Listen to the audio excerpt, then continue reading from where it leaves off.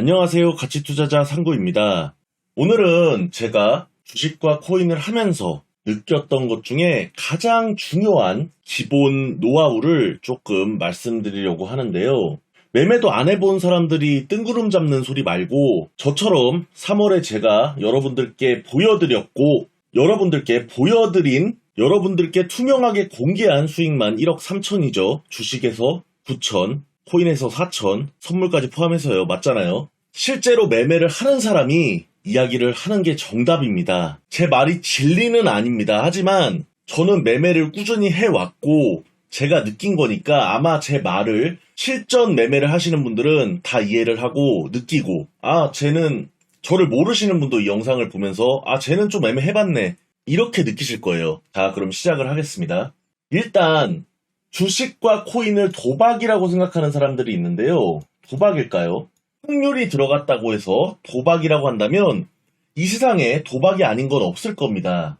제 생각에 도박이라고 불리려면 확률이, 그러니까 무작위적인 랜덤성이 최소 80% 이상 되는 것들에 한해서 도박이라고 표현할 수 있을 것 같은데요. 80%, 90%일 수도 있고. 그런데 이 주식하고 코인은 제가 봤을 때 이 랜덤성이 한 30% 정도밖에 안 된다고 생각을 합니다. 제가 그 이유에 대해서 말씀을 좀 드릴 텐데요. 그래서 주식하고 코인은 도박이랑은 완전히 다릅니다. 왜냐하면 예상이 가능하다는 거죠. 실력에 의해서. 도박이라고 불리는 스포츠 토토, 배트맨, 이것을 예로 들어보도록 하겠습니다. 스포츠 토토도 실력이 있다. 그렇게 말씀하시는 분들도 있겠지만 저는 스포츠 토토는 100% 도박이라고 생각을 합니다. 그 이유를 지금 설명드리겠습니다. 예를 들어서 축구 경기가 있습니다. 레알 마드리드 vs 인천 유나이티드 붙는다고 합시다. 그러면은 레알 마드리드의 배당이 한 1.01 이렇게 잡힐 겁니다. 인천 유나이티드의 배당이 한 50배 이렇게 잡히겠죠. 이거 극단적인 예를 들었지만 어떤 경기를 하면 이렇게 배당률이 정해집니다. 비슷한 팀까지 하면은 비슷한 배당률이 있을 거고요. 무배당은 없다고 가정했을 때. 그러면 이 배당률을 누가 정하는 걸까요? 이 배당률은 오즈라는 나름 전문가들이 정하게 됩니다. 예를 들어서 레알이 그 경기에 라인업이라든지 최근 전적이라든지 이런 객관적인 전력들을 이 상대팀과 비교를 해가지고 이런 배당률을 정해주는 겁니다. 이것을 정하는 오즈들은 실력이 있는 사람들입니다. 왜냐하면 이 사람들은 이 배당률을 정할 수 있는 사람들이기 때문이죠. 근데 우리가 이 배당률을 정하고 들어가는 게 아니라 이 사람들이 정해준 배당에다가 베팅을 하는 거지 않습니까? 이거는 실력이 없습니다. 운밖에 없는 거예요. 자, 그러면은 주식을 봅시다. 예를 들어서 제가 저번 달에 9천만 원을 입절한 안랩을 보도록 하겠습니다. 안랩이 당시에 오를 확률 그리고 내릴 확률이 있었을 겁니다. 이거는 보이지는 않지만 여러 가지 상황에 따라서 확률이 정해지는 겁니다. 근데 이것을 축구 경기처럼 오즈가 따로 없어가지고 이거를 배당을 정해주는 사람이 없습니다. 그렇기 때문에 배당률이 2배로 동일하게 설정이 되어 있습니다. 그렇잖아요? 오른다고 해서 조금 주고 내린다고 해서 덜 뺏어가는 거 아니지 않습니까? 하지만 숨겨진 확률은 예를 들어서 분석을 잘 했을 때 실력으로 여기가 70이고 여기가 30일 수 있다는 겁니다. 이거는 어떻게 정하는 거냐? 차트에 나오는 기술적 지표를 활용하는 걸 수도 있고 매매를 열심히 몇 년 동안 한 사람의 어떤 감이라든지 노하우로 결정될 수도 있고 외부적인 결과에 따라 확률이 정해지는 걸 수도 있는 겁니다. 그러면 잘하는 사람들은 뭐냐? 어디가 높은 확률인지 잘 분석을 해서 이쪽에다가 베팅을 계속 하는 사람이 잘하는 사람이겠죠. 결국 높은 확률의 베팅을 하다 보면 성공 확률이 높아지고 결국 수익이 손실보다 높아지게 됩니다. 이거는 제가 느끼고 이 판에서 놀아보니까 제가 느낀 부분을 여러분들께 말씀을 드리는 거니까 공감을 하지 않으시던 상관없습니다. 하지만 저는 저번 달에 주식과 코인으로 1억 4천을 입절을 했습니다. 저번 달에 영상과 스크린샷 등으로 시간대별로 초 단위로 인증을 했으니까 그거는 누구도 지적할 수가 없습니다. 아무도 지적한 사람도 없고요. 자, 봅시다. 이 30%가 걸릴 수는 없을까요? 물론 걸릴 수 있습니다. 70% 정도의 확률이라고 생각해서 걸었고 실질적으로도 보이지 않는 확률이 70%였지만 떨어질 수도 있습니다. 하한가를 맞을 수도 있죠. 왜냐? 우리가 모르는 악재, 호재, 갑자기 나오는 것들.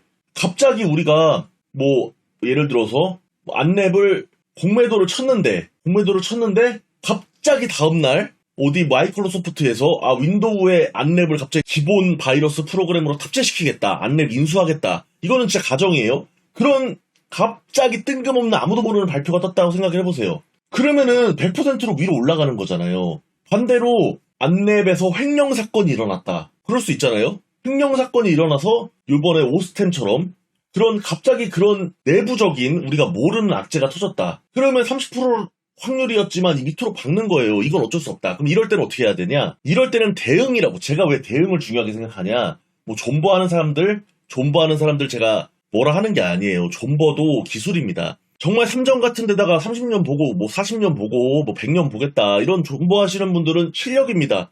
뭐라 하는 거 아니에요. 근데 대응을 해야 한다는 거예요. 어떻게? 손절을 빠르게. 그런 악재 기사가 뜨면 내가 손해를 보더라도 이건 끝났다. 빨리 파는 그런 대응이 중요하다는 거죠. 결국 확률 싸움이다. 결국 높은 확률을 분석할 줄 알고 자기의 예상과 빗나갔을 때 확실하게 태세 전환을 하고 유연하게 대응하는 것이 유일한 살아남는 방법이다. 라는 거죠. 사람들은 자기가 이득이 되는 곳으로 많이 이렇게 왜곡해서 생각을 하게 됩니다. 그것을 행복회로라고 하죠. 이 행복회로라고 이렇게 불리는데 이거 굉장히 근거가 있는 겁니다. 내가 예를 들어서 도지코인에 물려 있습니다. 뭐 도지코인에 엄청나게 물려 있어요. 마이너스가 30%야.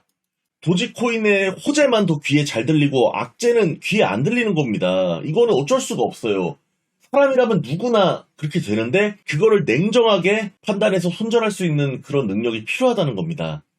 여러분들 연애해보셨죠? 연애를 했다 칩시다. 그럼 초반에는 상대방이 남자든 여자든 콩깍지라는 게 씌인단 말이에요. 콩깍지. 코인에 콩깍지가 씌일 수가 있다는 거예요. 그래서 코인과 사랑에 빠지지 말라 이런 말을 제가 많이 했는데 뭐 이런 말 아무리 해봤자 이미 물려 계신 형님들, 개구리 죽창 든 형님들 뭐 기분 개소리라고 생각할 수도 있을 거예요. 그치만 저는 보여줬고 저는 샀고 저는 했고 상구는 익절을 했습니다. 상구는 했다는 거. 여러분들과 저의 차이예요. 여러분들은 물려있고 저는 저번 달에 3주 만에 100%를 넘게 익절을 했다. 그 차이입니다. 그 팩트는 여러분들이 아무리 죽창을 들고 휘둘러도 변하지 않는 거예요. 아무튼 오늘은 가장 중요한 내용을 말씀드린 거니까 오늘 이 내용을 이해하셨다면 여러분들은 앞으로 성공하실 수 있을 겁니다. 오늘도 시청해주셔서 정말 감사드리고요. 다음에 다시 만나요.